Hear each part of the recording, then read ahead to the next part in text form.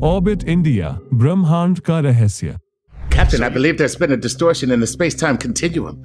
Exactly. So if you ask yourself, can I distort it in interesting ways that might benefit what I want to do in the universe?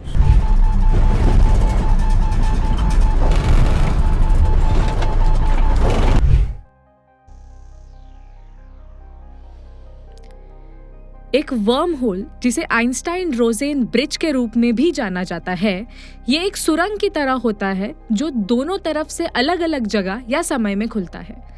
ये इस सोच पर आधारित है कि कुछ भी पूरी तरह से फ्लैट या सॉलिड नहीं होता। हर एक चीज में छोटे छोटे गैप्स और रिंकल्स होते हैं, यहाँ तक कि समय में भी। छोटे स्केल पर एक ऐसी जगह होती है जिसे क्वांटम फोम कहा जाता है।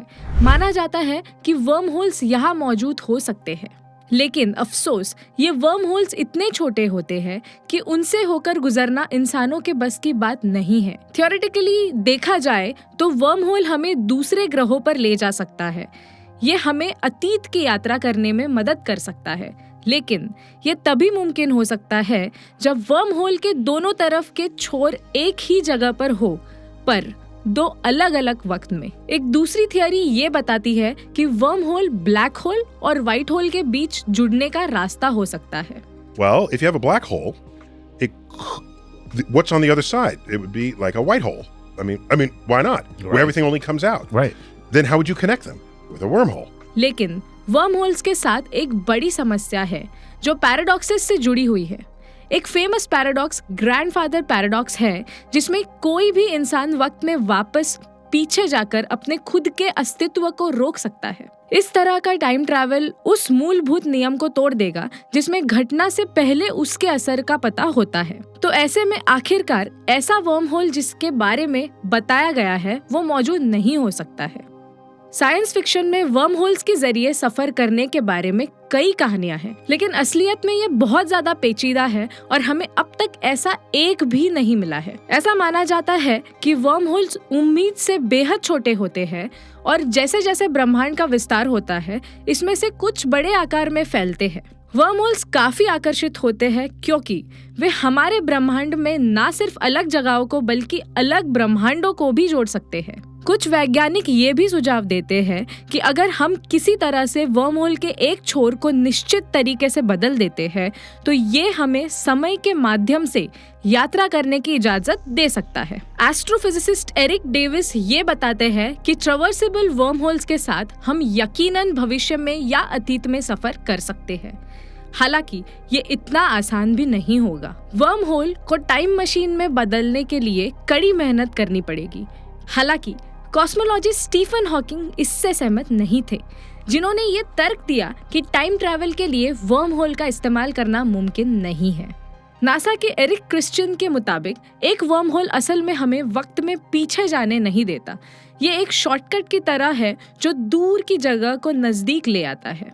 वैज्ञानिकों ने वर्म होल को स्टेबल यानी स्थिर करने के लिए एक खास तरह के मैटर को ऐड करने के बारे में सोचा, जिसे एक्सोटिक मैटर कहा जाता है। ऐसा इसलिए सोचा गया ताकि लोग इसके माध्यम से सुरक्षित तरीके से सफर कर सके। लेकिन इसमें भी एक जोखिम तो था, वो ये कि रेगुलर मैटर ऐड करने से भी वर्म होल अस्थिर यानी अनस्टेबल हो सकता था। यानी कुल मिलाकर देखा जाए तो हमारी अभी की मौजूदा टेक्नोलॉजी वर्म होल को ढूंढने, बड़ा करने और स्थिर करने के लिए काफी नहीं है। Seems like the wormholes are inherently unstable, the big ones. And if you try to travel through one, it collapses. लेकिन वैज्ञानिक इस कॉन्सेप्ट पर स्टडी और इसे एक्सप्लोर करना जारी रखे हुए हैं। ऐसे में उम्मीद है कि भविष्य की तकनीक इस काम को मुमकिन बना सके। हालांकि इस पर थियोरेटिकल फिजिसिस्ट निकोदेम पोप्लाउस्की द्वारा प्रपोज एक दिलचस्प थ्योरी है। उनका सुझाव है कि किसी दूसरे ब्रह्मांड का एक विशाल तारा हमारे ब्रह्मांड के लिए वर्म होल बना सकता है। इस कैलकुलेशंस के मुताबिक इस वर्म होल के अंदर की कंडीशंस बिग बैंग के दौरान की कंडीशंस से मिलती जुलती हो सकती है, जो ग्रेविटी और फैले ब्रह्मांड के बारे में समझा सकती, और इस तरह हम वर्म होल के अंदर रह सकते हैं। हालांकि ये समझने के लिए कि वर्म होल के माध्यम से ब्रह्मांडों के बीच यात्रा कर सकते हैं या नहीं, हमें और संशोधन की जरूरत है। इसी के साथ ये ध्यान रखना भी अहम है कि दूसरे वैज्ञानिकों की इस सिद्धांत पर अलग अलग राय है। कुछ इसे प्रैक्टिकल और ज्यादा थियोरेटिकल मानते हैं, लेकिन अहम सवाल ये है कि वर्महोल बनाने की जरूरी चीजें वाकई में मौजूद है। अब जब ब्रह्मांडों के बीच यात्रा की बात चल रही है तो आपको बता दे कि नासा ने अंटार्कटिका में एक महत्वपूर्ण खोज की है, जो ब्रह्मांड के लिए एक रास्ता हो सकता है जहां समय पीछे की ओर चलता है। पैरेलल यूनिवर्सेस को अलग अलग भाषाओं और देशों के साइंस फिक्शन में खूब पसंद किया जाता है।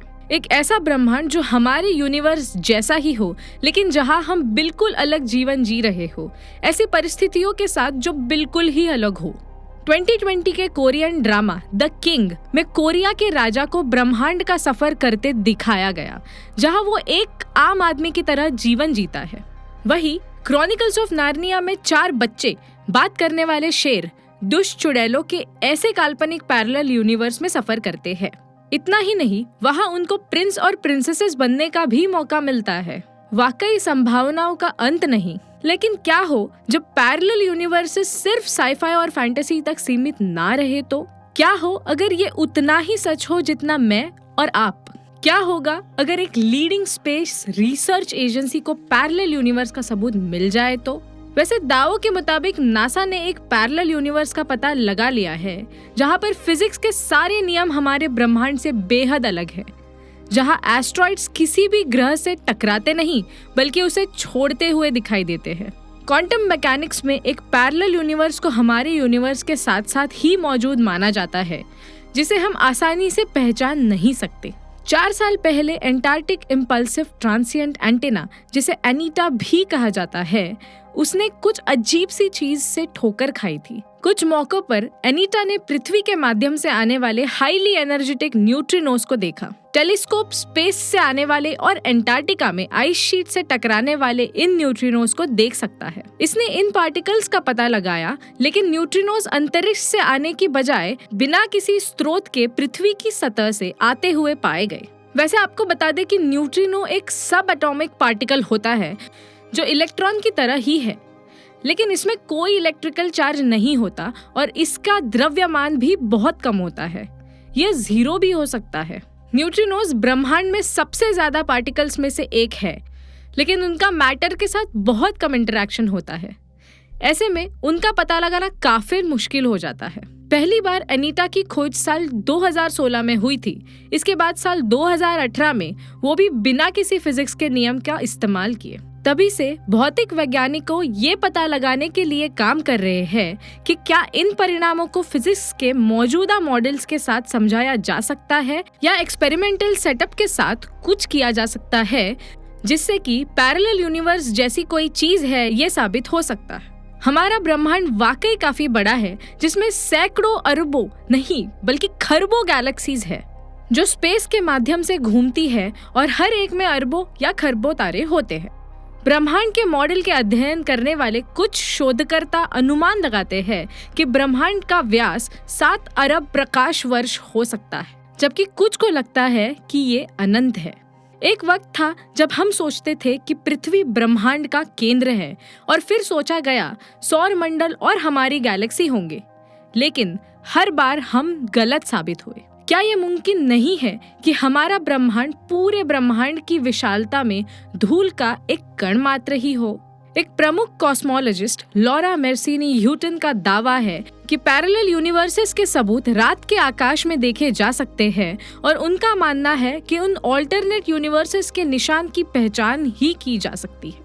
प्रोफेसर मर्सिनी ह्यूटन ने कहा कि ऑल्टरनेट यूनिवर्सेस की पहचान करने का संकेत ब्रह्मांड के किनारों पर कॉस्मिक बैकग्राउंड रेडिएशन को देखकर की जा सकती है, जो हमारे अभी के ब्रह्मांड के मुकाबले कुछ ज्यादा रहने योग्य है। कोपरनिकन प्रिंसिपल का कॉन्सेप्ट ये है कि पृथ्वी यूनिक या खास नहीं है और हमारे जैसे कई अन्य ग्रह मौजूद है, जो ये कहते हैं कि अन्य ब्रह्मांडों की वास्तविकता को स्वीकार करना इसका स्वाभाविक विस्तार है।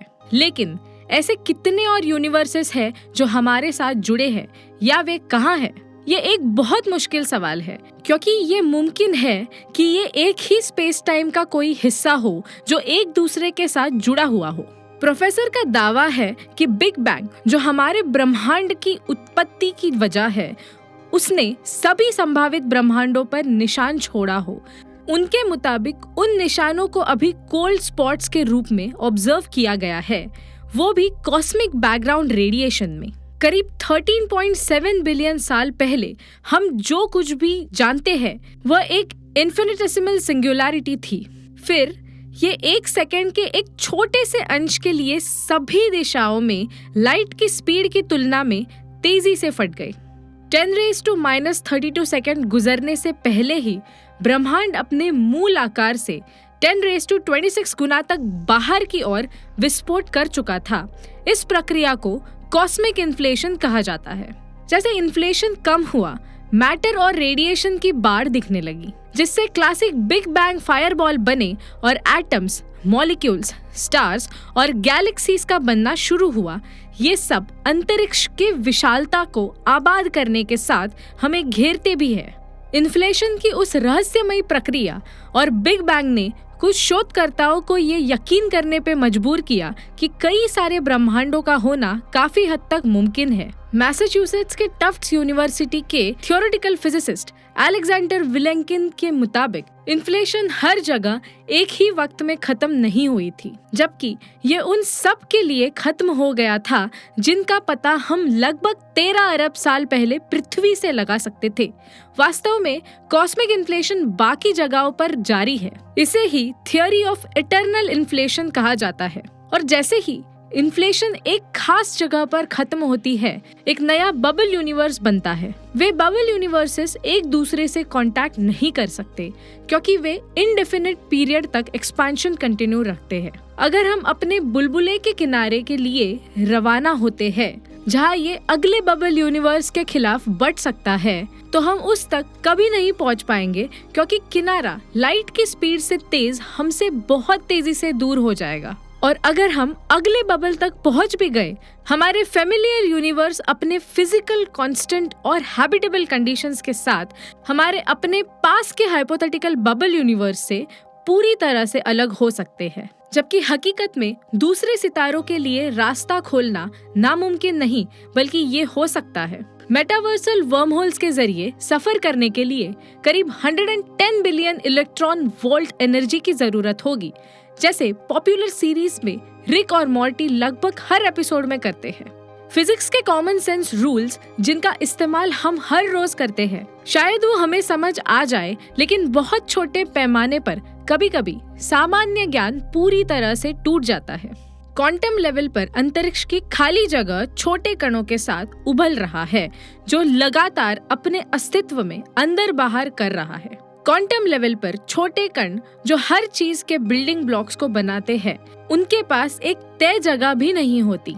कई थियोरेटिकल फिजिसिस्ट्स ये सुझाव देते हैं कि इलेक्ट्रॉन और फोटॉन जैसे छोटे कणों की ब्रह्मांड में कोई तय जगह नहीं है। ये इस बात का आखिरी सबूत है कि कई पैरेलल यूनिवर्सेस का होना संभव है। ऐसे में सवाल उठता है कि क्या कोई समांतर ब्रह्मांड है और क्या वर्महोल का इससे कोई लेना देना है?